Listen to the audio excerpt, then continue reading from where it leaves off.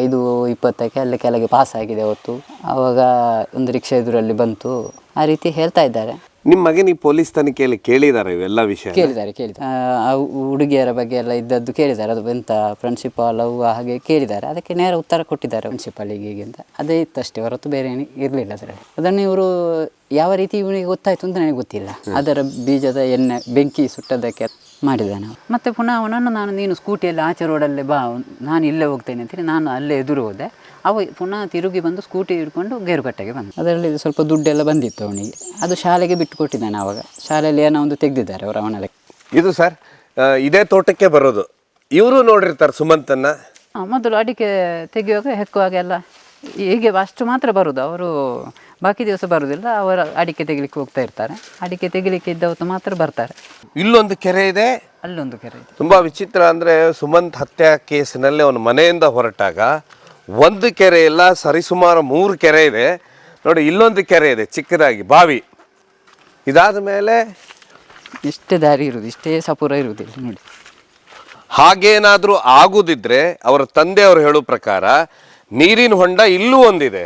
ಇದೆಲ್ಲದಕ್ಕಿಂತ ವಿಶೇಷ ಅಂತ ಹೇಳಿದ್ರೆ ಈ ನೀರಿನ ಹೊಂಡ ಹೋಗುವಂಥ ಜಾಗ ಅದನ್ನು ತುಂಬ ಚಿಕ್ಕದಾಗಿದೆ, ಕಿರಿದಾಗಿದೆ. ಇಲ್ಲಿ ಪೂರ್ತಿ ಈ ರಸ್ತೆ ದಾಟುವಂಥದ್ದು ಕಿರಿದಾಗಿದೆ. ಅಂಥ ಜಾಗದಲ್ಲೂ ಒಂದು ನೀರಿನ ಹೊಂಡ ಇದೆ. ಅದರರ್ಥ ಸರಿಸುಮಾರು ಇಲ್ಲಿಂದ 3 ನೀರಿನ ಹೊಂಡಗಳಿದ್ದಾವೆ.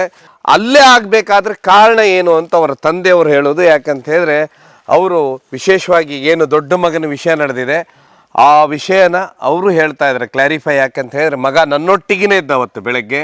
ಸೊ ಇನ್ನೂ ನನ್ನೊಟ್ಟಿಗೆ ಅವನು ಸುಮಂತನ ಹುಡುಕ್ಲಿಕ್ಕೆ ಬಂದ ಅನ್ನುವಂಥದ್ದು. ಹೀಗಾಗಿ ನಾವು ಹೋಗೋತ್ತಿಗೂ ಅವ್ರ ಮನೆಯಿಂದ ಒಟ್ಟು 2 ಕೆರೆ ಪ್ಲಸ್ ಅಲ್ಲೊಂದು ಕೆರೆ ಇದೆ. ಸರ್ ಈಗ 25 ದಿವಸ ಆಯ್ತು, ಏನಾಯ್ತಂತೆ ಕೊನೆಗೆ ಈ ಕೇಸು? ಇದು ನೀವು ನಿಮ್ಮ ಕೆಲಸನ ಕೃಷಿಯಲ್ಲೇ ತೊಡ್ಕೊಂಡ್ಬಿಟ್ಟಿದ್ದೀರಾ, ಏನಾಯ್ತು? ತೊಡಗಿದ್ದಷ್ಟೇ. ಇವತ್ತಿಂದ ಪ್ರಾರಂಭ ಮಾಡಿದ್ರ? ಅಡಿಕೆ ತೆಗಿಲಿಕ್ಕೆ ಬಂದಿದ್ದಾರೆ. ನೀವು ಇರ್ತಿಲ್ಲ, ಹೋಗೋದೇನು ಇಕ್ಕಬೇಕಲ್ಲ. ಎಷ್ಟು ಅಡಿಕೆ ಬಂದಿದೆ ಈ ಸರಿ? 3ನೇ ಕೊಯ್ಲಿದ್ದು.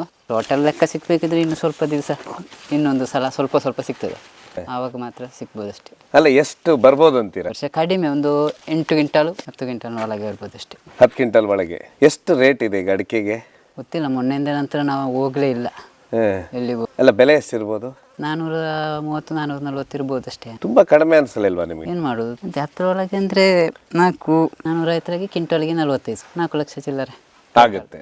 ಸಾಲ ಎಲ್ಲ ಇದೆ, ಸೊಸೈಟಿಯಲ್ಲಿದೆ, ಎಜುಕೇಷನ್ ಲೋನ್ ಇದೆ. ದೊಡ್ಡ ಮಗಂದು ಈ ವರ್ಷ ಮಾಡಿದ್ದೇನೆ, 9.5 ಲಕ್ಷ ಎಜುಕೇಷನ್ ಲೋನ್ ಮಾಡಿ ಮೊನ್ನೆ ಅಷ್ಟೇ ಆದಷ್ಟು.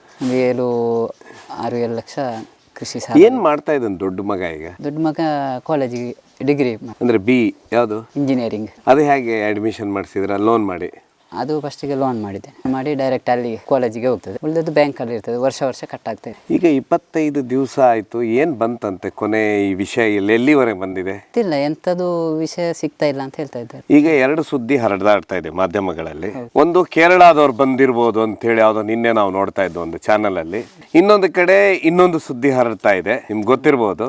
ಏನಾಗಿದೆ ಅದು ಆಕ್ಚುಲಿ? ನನ್ನ ಮಗನ ಮೇಲೆ ನೇರ ಆರೋಪ ಹಾಕಿದ್ರು ಅವರು. ಒಂದು ಬೋಳಂತಾಡಿ ಅಂತ ಒಂದು ಹಾಕಿದ್ರು. ಅವರು ಇಲ್ಲಿಗೆ ಬಂದಿಲ್ಲ, ನಮ್ಮನ್ನು ಭೇಟಿ ಮಾಡದೆ ಅವರು ಅಲ್ಲಿಂದಲೇ ಏನೋ ಒಂದು ಸ್ಟೇಟ್ಮೆಂಟ್ ಕೊಟ್ಟಿದ್ದಾರೆ. ಅದು ಪೊಲೀಸ್ ಇನ್ವೆಸ್ಟಿಗೇಷನ್ ಇರುವಾಗ ಆ ರೀತಿ ಹಾಕಿದರೆ ದಾರಿ ತಪ್ಪುವಂತಹ ವಿಷಯ ಆಗ್ತದೆ ಕೇಸಿಂದು. ಎರಡನೇ ಏನಂತ ಹೇಳಿದ್ರೆ ಅಂಥ ವಿಷಯದಲ್ಲೇ ನಾವಿಲ್ಲ, ಅದರ ಬಗ್ಗೆ ಪೊಲೀಸ್ ತನಿಖೆ ಕೂಡ ಆಗಿದೆ ಮೊದಲೇ. ಅಂದ್ರೆ ಯಾರ್ಯಾರು ವಿಚಾರಣೆ ಮಾಡಿದ್ದಾರೆ ನಿಮ್ಮ ಮನೆಯಲ್ಲಿ? ನಮ್ಮ ಮನೆಯಲ್ಲಿ ನಮ್ಮೆಲ್ಲರನ್ನು ವಿಚಾರಣೆ ಮಾಡಿದ್ದಾರೆ, ಪೊಲೀಸ್ನವರು ಮಾಡಿದ್ದಾರೆ. ಆವಾಗ ನನ್ನ ದೊಡ್ಡ ಮಗನ ಮೊಬೈಲ್ ಕೂಡ ಅವರು ಕೊಂಡು ಹೋಗಿದ್ರು. ಫಸ್ಟಿಗೆ ಎಷ್ಟು ದಿವಸ ಇಟ್ಕೊಂಡಿದ್ರು? 3-4 ದಿವಸ ಇಟ್ಕೊಂಡಿದ್ರು. ಅದರ ನಂತರ ಅದರಲ್ಲಿದ್ದ ಅವರ ಫ್ರೆಂಡ್ಸ್ಗಳನ್ನೆಲ್ಲ ಅದು ಯಾವ ರೀತಿ ಆಗಿ ವಿಚಾರಿಸಿದ್ದಾರೆ. ಅವರು ನೇರ ಉತ್ತರ ಕೊಟ್ಟಿದ್ದೇವೆ ನಾವು. ನಮಗೆಲ್ಲ ಗೊತ್ತಿದ್ದೇ ವಿಷಯ, ಬೇರೆ ಏನಂತರಲ್ಲಿ ಇರಲಿಲ್ಲ. ನನಗೆ ಅಪ್ಪ ಅಮ್ಮನಿಗೆ ಗೊತ್ತಿದ್ದ ವಿಷಯವನ್ನೇ ಅವ ಹೇಳ್ತಾ ಇದ್ದ, ಫ್ರೆಂಡ್ಶಿಪ್ಪಲ್ಲಿ ಹೀಗೆ ಅಂತ. ಅದೇ ಇತ್ತಷ್ಟೇ, ಹೊರತು ಬೇರೆ ಏನು ಇರಲಿಲ್ಲ ಅದರಲ್ಲಿ. ಅದನ್ನು ಇವರು ಯಾವ ರೀತಿ ಇವನಿಗೆ ಗೊತ್ತಾಯಿತು ಅಂತ ನನಗೆ ಗೊತ್ತಿಲ್ಲ. ಏನೆಲ್ಲ ಮಾಡಿ ಬರೆದು ಹಾಕಿದ್ದಾರೆ ಅಷ್ಟೇ. ಅವತ್ತು ರಾತ್ರಿವರೆಗೆ ಅವನು ತುಂಬ ಹೊತ್ತು ಎಚ್ಚರ ಇರಲಿಕ್ಕೆ ಅವತ್ತು 1:30 ಗಂಟೆವರೆಗೂ ಓದ್ತಾ ಇದ್ದ. ಅವ ಡೈಲಿ ಏನಾದರೂ ನಾಳೆ ಲ್ಯಾಬ್ ಎಕ್ಸಾಮ್ ಹಾಗೆ ಏನಾದರೂ ಇದ್ದರೆ 2 ಗಂಟೆವರೆಗೂ ಓದ್ತಾನೆ. ಅವ ಓದಲಿಕ್ಕೆ ಏನು ಇಲ್ಲ ಅಂತೇಳಿ ಆದರೆ 11-11:30, ಓದಲಿಕ್ಕಿದ್ರೆ 2 ಗಂಟೆ 1:30-2 ಗಂಟೆ ಆಗ್ತದೆ. ತುಂಬಾ ವಿಶೇಷ ಅಂದ್ರೆ ಈ ಒಂದು ಹತ್ಯೆ ಕೇಸು ಯಾಕೆ ರಾಜ್ಯದ ಜನತೆಗೆ ನಿಮ್ಗೊಂದು ನ್ಯಾಯ ಸಿಗಬೇಕಂತ. ಸರ್ಕಾರಿ ಶಾಲೆ ವಿದ್ಯಾರ್ಥಿ, ಇನ್ನೊಂದು ಕಡೆ ಅವನೊಬ್ಬ ಪ್ರತಿಭಾವಂತ ವಿದ್ಯಾರ್ಥಿ. ಅವನೇನು ಇದಕ್ಕೆ ಗುಜರಾತಿಗೆ ಹೋಗ್ಬೇಕಾಗಿತ್ತು, ಬಾಲ ವಿಜ್ಞಾನಿ ಆಗಿದ್ದ. ಹೀಗಾಗಿ ನಿಮಗೆ ಒಂದು ಕಡೆ ಅಂತಲ್ಲ, ನಮಗೂ ಈಗ ನಮ್ಮ ಚಾನೆಲ್ಗೆ ಸುಮಾರು ಜನ ಫೋನ್ ಮಾಡ್ತಾರೆ, ಮೈಸೂರಿಂದನೂ ಫೋನ್ ಮಾಡ್ತಾರೆ, ಹುಬ್ಬಳ್ಳಿಯಿಂದನೂ ಫೋನ್ ಮಾಡ್ತಾರೆ. ಜನ ಎಲ್ಲ ಫೋನ್ ಮಾಡ್ತಾರೆ ನಮಗೆ, ಏನ್ ಸರ್ ಆ ವಿಷಯದಲ್ಲಿ ನ್ಯಾಯ ಸಿಗ್ತಾ ಇಲ್ಲ ಅಂತ ಹೇಳಿ. ಜನರದ್ದು ಒಂದು ಆಶಯ ಗ್ರಾಮದಲ್ಲಿ ಇರುವಂತ ಒಂದು ಕನ್ನಡ ಮೀಡಿಯಂ ಸ್ಟೂಡೆಂಟ್ಗೆ ನ್ಯಾಯ ಸಿಗಬೇಕು ಅಂತ ಹೇಳಿ. ಈಗ ಮೊನ್ನೆ ಬೇರೆ 4ನೇ ತಾರೀಕು ಹೋರಾಟ ಆಯ್ತು ಬೆಳ್ತಂಗಡಿಯಲ್ಲಿ, ನೀವು ಹೋಗಿದ್ರ ಸರ್ ಅದಕ್ಕೆ? ಇಲ್ಲ, ನನಗೆ ಅವತ್ತು ಮಗನ ಒಂದು ಕ್ರಿಯೆ ಇತ್ತು ಸಣ್ಣದು, ಹಾಗೆ ಹೋಗಿದ್ದೆ. ನಾನು ಹೇಳಿದ್ದೇನೆ ಅವ್ರ ಹತ್ರ. ನಿಮ್ಮನ್ನು ಕರೆದಿದ್ರು. ನನಗೆ ಯಾವತ್ತು ಆಗುದಿಲ್ಲ, ಮಗನ ಒಂದು ಕ್ರಿಯೆಯಾದ ಕಾರ್ಯಕ್ರಮ ಸಣ್ಣದಿತ್ತಲ್ಲಿ, ಹಾಗಾಗಿ ನನಗೆ ಅವತ್ತು ಹೋಗ್ಲಿಕ್ಕೆ. ನಿಮ್ಮ ಮಗ ಒಂದು ವಿಡಿಯೋ ಮಾಡಿದ್ದಲ್ಲ ಸುಮಂತ್, ಎಲ್ಲಿ ಮಾಡಿದ್ದದು ಅಂತ? ಮನೆಯಲ್ಲೇ ಮಾಡಿದ್ದು. ಅಲ್ಲ ಒಂದು ನದಿ ತರ ನೀರಿತ್ತು ಅದಲ್ಲಿ, ಕೆರೆ ಸ್ವಲ್ಪ ಆಚೆ, ತೋಡು, ಅದೇ ತೋಡು, ಆ ಭಟ್ರ ಮನೆ ಎದುರುಗಡೆ. ಅವಾಗ ಅವರ ಕೆಲಸದವರು ಇದ್ರು ಮಾಡುವಾಗ. ಯಾರ್ಯಾರು ಮಾಡಿದ್ರದು? ಅದು ಮಾಸ್ಟ್ರು ಬಂದಿದ್ರು, ಗೈಡ್ಸ್ ಅವನ KP ಸರ್ ಅಂತೇಳಿ. ಮತ್ತೆ ಇಲ್ಲಿಂದ ನನಗೆ ಹೋಗ್ಲಿಕ್ಕೆ ಆಗಲಿಲ್ಲ, ಕರೆದಿದ್ರು ನನ್ನನ್ನು. ಮಿಸಸ್ ಹೋಗಿದ್ಳು, ಮತ್ತೆ ಇಬ್ಬರು ಅವನ ಫ್ರೆಂಡ್ಸ್. ದೇವಸ್ಥಾನದಲ್ಲಿ ವಿಡಿಯೋದಲ್ಲಿ ಎಲ್ಲರೂ ಬಂದಿದ್ದಾರೆ ಅಂತ ಹೇಳ್ತಾರೆ. ನಾವು ನೋಡಲಿಲ್ಲ ವಿಡಿಯೋನ ಯಾವುದು, ಅವರು ಹೇಳಿದ್ದಾರೆ ನೋಡಿದ್ದೇವೆ ನಾವು, ಅದರಲ್ಲಿ ಅವರು ಅಲ್ಲಿ ಹೋದದ್ದು ಉಂಟು, ಪುನಃ ವಾಪಸ್ ದೇವಸ್ಥಾನದಿಂದ ಹೊರಟದ್ದು ಉಂಟು ಅಂತೇಳಿ ಹೇಳ್ತಾರೆ. ಬಟ್ ನಿಮ್ಗೆ ಗೊತ್ತಿಲ್ಲ? ಗೊತ್ತಿಲ್ಲ, ನಾನು ನೋಡಲಿಲ್ಲ ಅದು. ನಾನು ಯಾವ ವಿಡಿಯೋ ಕೂಡ ನೋಡಲಿಲ್ಲ. ಅದು ನೋಡೇ ಇಲ್ಲ ನೀವು? ಈ ಹೊಸ ಆರೋಪದಿಂದ ಅಂದ್ರೆ ಹೊಸ ಹೌದು, ಹೊಸ ವಿಷಯ ಹೊರಗೆ ಬಂದಿದ್ರಿಂದ ನಮಗೆ ಇನ್ನು ನಮ್ಮಲ್ಲಿ ನಾವು ಇನ್ನು ಏನಾಗ್ತೇವೆ ಅಂತ ಆಗ್ತಾ ಇದೆ. ಇಲ್ಲಿ ಯಾರನ್ನಾದರೂ ಕಲ್ಕೊಂಡ್ರೆ ನಾವು ಈ ವಿಷಯ ಕೇಳಿ ನನ್ನ ಮಗನಿಗೆ ತುಂಬ ಬೇಸರ ಆಗಿದೆ. ಕಾಲೇಜಿಗೆ ಹೊರತಾ ಇರಲಿಲ್ಲ ಅವ, ಮರುದಿವಸ ಹೋಗಲೇ ಇಲ್ಲ ಅವ. ಮನೆಗೆ ಮುಖ ತೋರಿಸುವುದು, ಸುಮ್ಮನೆ ಆರೋಪ ಬಂತು. ನನ್ನ ಫ್ರೆಂಡ್ಸ್ಗಳಿಗೆ ಹೇಗೆ ಹೇಳುವುದು, ಮಾಸ್ಟರ್ಗಳಿಗೆ ಹೇಗೆ ಮುಖ ತೋರಿಸುವುದು, ಸಂಬಂಧಿಕರ ಹತ್ರ ಹೋಗುವುದು ಹೇಗೆ, ಎಲ್ಲ ತುಂಬ ಇದರಲ್ಲಿ ಮಾಡ್ತಾಯಿದ್ದೆ. ಆವಾಗ ನಮಗೂ ಟೆನ್ಷನ್ ಆಗ್ತಾಯಿತ್ತು. ಈಗ ನಾರ್ಮಲ್ ಆಗಿದ್ದಾನಲ್ಲ? ಇಲ್ಲ, ಸ್ವಲ್ಪ ಹಾಗೆ ಇದ್ದೇನೆ, ಆದರೆ ಸ್ವಲ್ಪ ನಾರ್ಮಲ್ ಬಂದು ನಾವು ಸಮಾಧಾನ ಮಾಡಿ ಧೈರ್ಯ ಕೊಡಿ, ಯಾಕಂದ್ರೆ ಅದ್ರ ಧೈರ್ಯ ಇರಲಿ. ಕಂಪ್ಲೇಂಟ್ ಕೊಟ್ಟಿದ್ದೇವೆ. ಅದು ಹೇಗೆ ಅವ್ರಿಗೆ ಗೊತ್ತಾಯ್ತಂತೆ ಆ ರೀತಿ ವಿಷಯಗಳು? ಅದು ನಮಗೂ ಸಹ ಗೊತ್ತಿಲ್ಲ ಸರ್. ನಮ್ಮನ್ನು ತನಿಖೆ ಮಾಡಿದ್ದು ಕೂಡ ಮಾಡಿದ್ದಾರೆ ಆ ವಿಷಯದಲ್ಲಿ. ಅದು ಅವರು ಏನು ಹೇಳಲಿಲ್ಲ ತನಿಖೆ ಮಾಡಿದ್ದು. ನಿಮ್ಮ ಮಗನಿಗೆ ಪೊಲೀಸ್ ತನಿಖೆಯಲ್ಲಿ ಕೇಳಿದ್ದಾರೆ ಇವೆಲ್ಲ ವಿಷಯ? ಕೇಳಿದ್ದಾರೆ. ಆ ಹುಡುಗಿಯರ ಬಗ್ಗೆ ಎಲ್ಲ ಇದ್ದದ್ದು ಕೇಳಿದ್ದಾರೆ. ಅದು ಎಂಥ ಫ್ರೆಂಡ್ಶಿಪ್ ಲವ್ ಹಾಗೆ ಕೇಳಿದ್ದಾರೆ. ಅದಕ್ಕೆ ನೇರ ಉತ್ತರ ಕೊಟ್ಟಿದ್ದಾರೆ. ಇವನು ನೇರ ಉತ್ತರ ಕೊಟ್ಟಿದ್ದಾನೆ, ಸರಿ, ಅದು ಉತ್ತರವನ್ನು ಕೊಟ್ಟಿದ್ದಾನೆ. ಆ್ಯಕ್ಚುಲಿ ಫ್ರೆಂಡ್ಶಿಪ್ ಅಷ್ಟೇ, ಅದು ಶಾಲೆಯಿಂದಲೇ ಫ್ರೆಂಡ್ಶಿಪ್ಪು. ಏನಾದರೂ ಗೊತ್ತಿಲ್ಲ ಅಂತ ಹೇಳಿದರೆ ಅವರು ಕೇಳ್ತಾರೆ, ಇವ ಹೇಳ್ತಾ ಇರ್ತಾನೆ. ಮತ್ತು ಗೊತ್ತಿಲ್ಲದಿದ್ದದನ್ನು ಕೆಲವು ಸಲ ಇವ ಹೋಗಿ ಹೇಳಿಕೊಟ್ಟು ಎಲ್ಲ ಬರ್ತಾನೆ, ನಮ್ಮ ಹತ್ರ ಹೇಳಿದ ಟೈಮಿಗೆ ವಾಪಸ್ ಬರ್ತಾನೆ. ಇಷ್ಟೇ ವಿಷಯ ನಿಮ್ಗೆ ಗೊತ್ತಿದ್ದ ವಿಷಯನೇ. ಮೊನ್ನೆ ಒಂದು ಫ್ರೆಂಡ್ಸ್ ಮನೆಗೆ ಕೂಡ ಬಂದಿದ್ರು, ಅವರು ಬಂದಿದ್ರು. ಅದಕ್ಕೆ ನಮಗೆ ಗೊತ್ತಿದ್ದ ವಿಷಯವೇ ಎಲ್ಲ, ಗೊತ್ತಿಲ್ಲದ ವಿಷಯ ಏನಿಲ್ಲ, ಎಲ್ಲ ನಮ್ಮ ಹತ್ರ ಮನೆಗೆ ಹಾಗೆ ಮಾತಾಡಲಿಕ್ಕೆ ಅಂತ ಬಂದದಲ್ಲ. ನಾವು ಕಾರ್ಯಕ್ರಮಕ್ಕೆ ಕರೆದಿದ್ವಿ ಅವರನ್ನು, ಬಂದು ಹೋಗಿದ್ದಾರೆ ಅಷ್ಟೇ.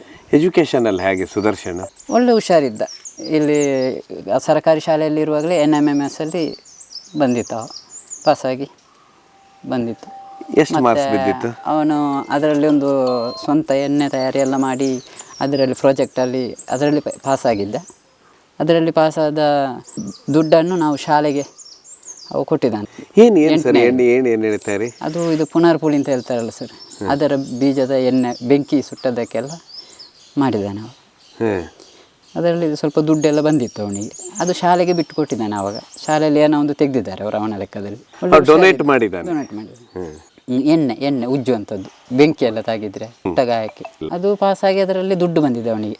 ಎಷ್ಟು ಬಂದಿದ್ದು ಗೊತ್ತಿಲ್ಲ, 10,000 ಏನೋ ಬಂದಿತ್ತು. ಅದರ ಖರ್ಚಿಂದು ನಾವು ಇಟ್ಕೊಂಡು ಬೀಜದ್ದೆಲ್ಲ ಖರ್ಚಿತ್ತು, ಅದನ್ನು ಇಟ್ಕೊಂಡು ಉಳಿದದ್ದು ಶಾಲೆಗೆ ಡೊನೇಟ್ ಮಾಡಿದೆ. ಎಷ್ಟು ಮಾರ್ಕ್ಸ್ ಬಂದಿದೆ ಈಗ ಅವನಿಗೆ? 600. ಇದರಲ್ಲಿ ಸೆಕೆಂಡ್ PU ನನಗೆ ಅಷ್ಟು ನೆನಪಿಲ್ಲ. SLCಯಲ್ಲಿ 604 ಮಾರ್ಕ್ ಬಂದಿದೆ. ನಿಮ್ಗೆ ಯಾರಿಗಾದರೂ ಕೇರಳದಲ್ಲಿ ನಿಮ್ಮ ಯಾರಾದರೂ ವೈರಿಗಳಿದ್ದಾರೆ? ವೈರಿಗಳಿಲ್ಲ, ನಮಗೆ ಸಂಬಂಧಿಕರಲ್ಲಿದ್ದಾರೆ ಅಷ್ಟೇ, ವೈರಿಗಳು ಯಾರಿಲ್ಲ. ನಿಮ್ಮ ಕುಟುಂಬ ದೇಶಿಗಳು ಇಲ್ಲ.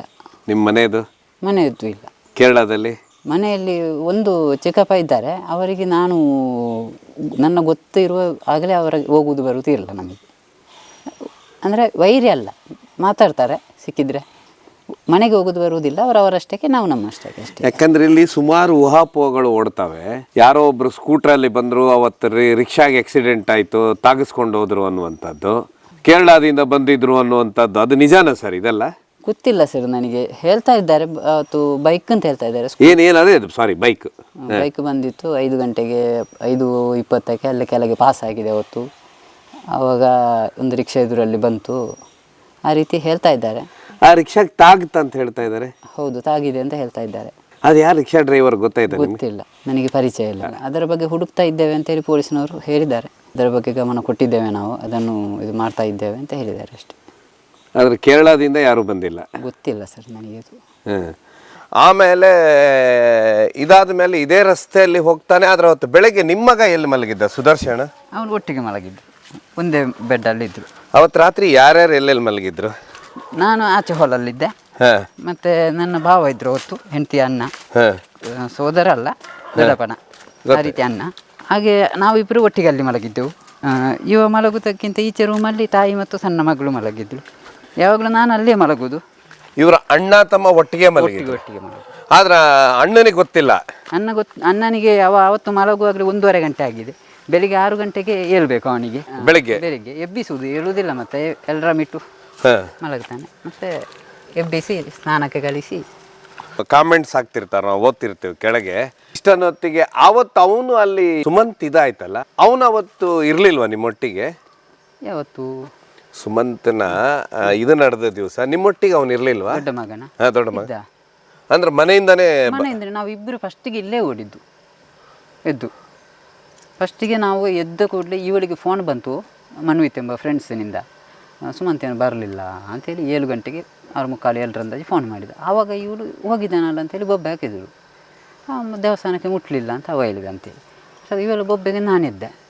ಇವ ಕಾಲೇಜಿಗೆ ಹೊರಟಷ್ಟೇ ಏನು ರೆಡಿ ಆಗಿದ್ದಷ್ಟೇ ಟಿಫಿನ್ ಬಾಕ್ಸ್ ಕೈಯಲ್ಲಿ ಇಟ್ಕೊಂಡಿದ್ದಾನಷ್ಟೇ. ಅವ ಹೋಗ್ತಿದ್ರೆ ಮತ್ತೆ ಫೋನಿಗೆ ಕೂಡ ಸಿಗ್ತಿಲ್ಲ ಅವ.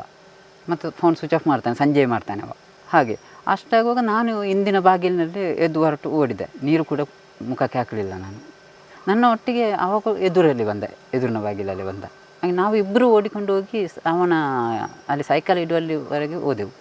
ಇಬ್ರು ಓಡಿದ್ದೀರಾ? ಇಬ್ಬರು ಓಡಿದ್ದೇವೆ. ಅವನೇನು ಬಸ್ಸಲ್ಲಿ ಹೋಗಿ ಫೋನ್ ಮಾಡಿ ಕರೆಸಿಲ್ಲ?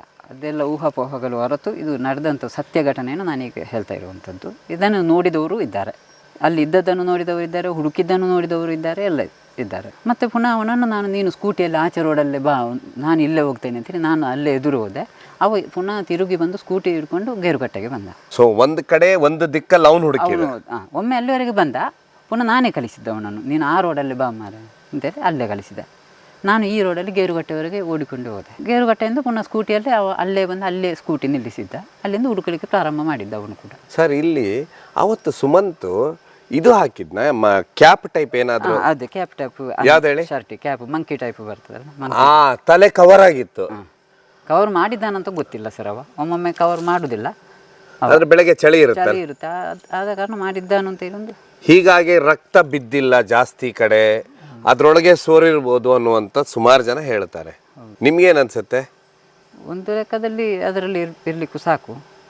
ನಾನು ಅದರ ಬಗ್ಗೆ ಅಷ್ಟು ನೋಡಲಿಲ್ಲ, ನಾನು ಗಾಯ ಮಾತ್ರ ನೋಡಿ. ತಲೆಗೆ ಕ್ಯಾಪ್ ಇರುವಂತದ್ದು ಇದು, ಅದು ಸ್ವೆಟರ್, ಅದು ಹೌದೌದು, ದಪ್ಪದ್ದು ಸ್ವಲ್ಪ. ಹೌದು, ಸ್ವಲ್ಪ ದಪ್ಪದ ಮಂಕಿ ಕ್ಯಾಪ್ ಇರುವಂತ, ತಲೆಗೆ ಕವರ್ ಮಾಡುವಂಥದ್ದು.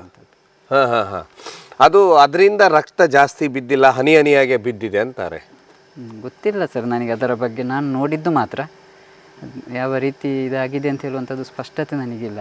ಆಮೇಲೆ ನೀರಲ್ಲಿ ಬಿದ್ದಾಗ ಕ್ಯಾಪ್ ಹಾಗೆ ಬಿದ್ದಿತ್ತ ಅಥವಾ ಹೇಗಿತ್ತದು ತಲೆ? ಇಲ್ಲ, ನಾನು ಅವರು ಹುಡುಕಾಟದಲ್ಲಿ ಇರುವಾಗ ಸ್ವಲ್ಪ ಹೊತ್ತಾದ ಮೇಲೆ ನಾನು ಮನೆಯಲ್ಲಿ ಇಲ್ಲಿ ಹುಡುಕ್ತಾ ಇದ್ದೆ. ಮತ್ತು ಅಲ್ಲಿಗೆ ಹೋಗಿ ಆಗುವಾಗ ಅವನನ್ನು ಎತ್ತುವಷ್ಟರಲ್ಲಿ ನಾನು ತಿರುಗಿ ನೋಡಿ, ನನಗೆ ನೋಡಲಿಕ್ಕೆ ಸಾಧ್ಯ ಆಗಲಿಲ್ಲ.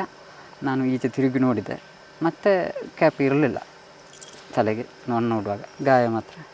ಅದು ಹೇಳ್ತಾ ಇದ್ರು, ಅಂದರೆ ಕಲ್ಲು ಮೇಲೆ ಒಂದು ಸೈಡ್ ಬ್ಲಡ್ ಬಿದ್ದಿದೆ ಅಂತ ಹೇಳಿ. ಕಲ್ಲಿಗೆ ಬ್ಲಡ್, ಕಲ್ಲು ಮೇಲೆ ಜಾಸ್ತಿ ಬಿದ್ದಿದೆ ಬ್ಲಡ್. ಹೌದು, ಅಲ್ಲಿ ಹನಿ ಹನಿಯಾಗಿ ಬಿದ್ದಿತ್ತು. ಅದಕ್ಕೆ ಎತ್ಕೊಂಡು ಬಂದವನು ಕಲ್ಲು ಮೇಲೆ ಹಾಕುವ ಹೊತ್ತಿ ಸ್ವಲ್ಪ ಪಲ್ಟಿ ಆಗಿರ್ಬೋದು, ತಿರುಗಿರ್ಬೋದು ಏನಾದರೂ ಒಂದು. PM ರಿಪೋರ್ಟ್ ಪ್ರಕಾರ ಜೀವ ಇತ್ತಂತ ನೀರಲ್ಲಿ ಹಾಕುವ ಹೊತ್ತಿವರೆಗೆ. ಲೆನ್ಸಿಗೆ ಸ್ವಲ್ಪ ನೀರು ಹೋಗಿದೆ, ಆ ಲೆಕ್ಕದಲ್ಲಿ ಸ್ವಲ್ಪ ಇದು ಇರಬಹುದು. ಆದ ಕಾರಣ ಲೆನ್ಸಿಗೆ ನೀರು ಹೋಗಿದೆ ಅಂತೇಳಿ ಅವರು ಹೇಳಿದ್ದಾರೆ. ನಿಮಗೆ ನಿಮ್ಮ ಮಗನ ಮೇಲೆ ಯಾವುದೇ ರೀತಿಯ ಇದೆಯಿಲ್ಲ? ಇಲ್ಲ, ನಾನು ಇವಾಗಲೂ ಕೂಡ ನನಗೆ ಅಡಿಗೆ ಎಕ್ಕುವಾಗಲೂ ಕೂಡ ಅವನೇ ಕಾಣ್ತಾನೆ, ನನ್ನೊಟ್ಟಿಗೆ ಬರ್ತಾನೆ ಎಕ್ಕಲಿಕ್ಕೆ. ಕಳೆದ ಸಲ ಇವನು ಕಳೆದ ಅಡಿಕೆ ತೆಗೆಯುವಾಗ ನಮ್ಮೊಟ್ಟಿಗೆ ಇದ್ದ. ಎಲ್ಲಿ ಸರ್? ಇಲ್ಲಿ ಇಲ್ಲ ಎಕ್ಕುದು? ಇದರಲ್ಲಿ ಅಲ್ಲಿ ಎಕ್ತಾ ಇದ್ದಾರೆ. ಏನು ಸರ್, ಸುಮಂತ್ ಒಂದು ವೇಳೆ ಈ ಟೈಮಲ್ಲಿ ಕೆಲಸ ಮಾಡೋತ್ತಿಗೆ ಹೇಗೆ ಮಾಡ್ತಿದ್ದ ನಿಮ್ಮೊಟ್ಟಿಗೆ ತೋಟದಲ್ಲಿ? ಬಾಲ್ದಿ ಹಿಡ್ಕೊಂಡು ಅಡಿಕೆ ಎಲ್ಲ ನಮ್ಮೊಟ್ಟಿಗೆ ಎಕ್ತಾ ಇದ್ದ, ಒಟ್ಟಿಗೆ ಇದ್ದ ಎಕ್ಕೊಂಡು. ಲಾಸ್ಟಿಗೆ ಹೇಳ್ತಾ ಇದ್ದ, ನನಗೆ ಬೊಂಡ ತೆಗಿಬೇಕು, 2 ಬೊಂಡ ಬೇಕು ನನಗೆ, ಲಾಸ್ಟಿಗೆ ಬೊಂಡ ಕೊಡಬೇಕು ಅಂತ. ಹಾಗೆ ಇವತ್ತು ಬೊಂಡವೇ ಬೇಡ ಅಂತ ಹೇಳಿದ್ದೇನೆ. ನನ್ನ ಹುಡುಗನೇ ಇಲ್ಲ ಬೊಂಡ ಕುಡಿಯುವವ, ಬೊಂಡ ತೆಗೆಯುವುದೇ ಬೇಡ ಅಂತ. ಬೊಂಡ ಅಂದರೆ ಎಳನೀರು? ಎಳನೀರು ಬೇಕು, ನಾನು ಎಕ್ತೇನೆ. ಲಾಸ್ಟಿಗೆ ಒಂದು 2 ಎಳನೀರು ಕೊಡಬೇಕು ನನಗೆ, ಒಂದಲ್ಲ 2 ಕೊಡಬೇಕು ಅಂತ ಹೇಳ್ತಾ ಇದ್ದ. 4 ಎಳನೀರು ಕುಡಿತಾ ಇದ್ದ ಲಾಸ್ಟಿಗೆ. ಅದು ನಾವು ಸಂಜೆ ಆಗ್ತಿತ್ತು ಎಕ್ಕೆ ಆಗುವಾಗ, ಸಂಜೆ ಹೊತ್ತಿಗೆ ನಾನು ಇದು ಮಾಡಿ ಕೊಡು. ಭಾರಿ ಸ್ಟ್ರಾಂಗ್ ಇದ್ದ? ಸಪೂರ ಇದ್ದ, ಆದರೆ ಗಟ್ಟಿ, ಕೆಲಸದಲ್ಲೆಲ್ಲ ಒಳ್ಳೆ ಗಟ್ಟಿ ಇದ್ದ. ಶಕ್ತಿ ಇತ್ತು ಒಳ್ಳೆ. ಶಕ್ತಿ ಇತ್ತು. ಇವನಿಗೆ ಅವನಿಗೆ ಎಷ್ಟು ವಯಸ್ಸು ಡಿಫ್ರೆನ್ಸ್ ನಿಮ್ಮ ದೊಡ್ಡ ಮಗನಿಗೆ? 5 ವರ್ಷ ಡಿಫ್ರೆನ್ಸ್. ಇವನಿಗೆ 20 ವರ್ಷನ ಈಗ? 19. ಇವನು ಸೆಕೆಂಡ್ ಇಯರಾ? ಸೆಕೆಂಡ್ ಇಯರ್ ಅಲ್ಲ, ಇದು ಸೆಕೆಂಡ್ ಇಯರ್ ಆಗಿ ಫಸ್ಟ್ ಡಿಗ್ರಿ. ಅದೇ PUC ಆಗಿ ಈಗ ಫಸ್ಟ್ ಇಯರ್ ಇಂಜಿನಿಯರಿಂಗ್. 19 ವರ್ಷ ಆಯಿತು. 19 ವರ್ಷ. ಹೌದು.